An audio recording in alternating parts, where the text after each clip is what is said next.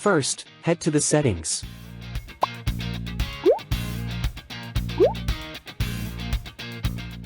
Make sure split payment is enabled.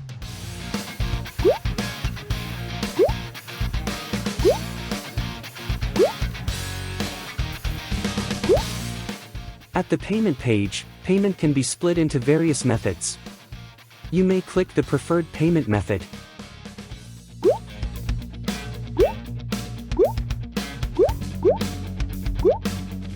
If customer did not bring enough cash, switch to another payment method. The amount paid will be deducted from the total amount.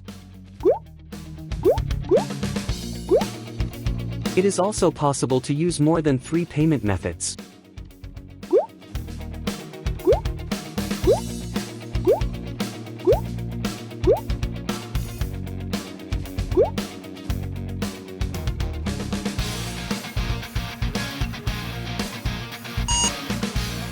Once the total amount has been paid, the receipt page will be shown as per usual.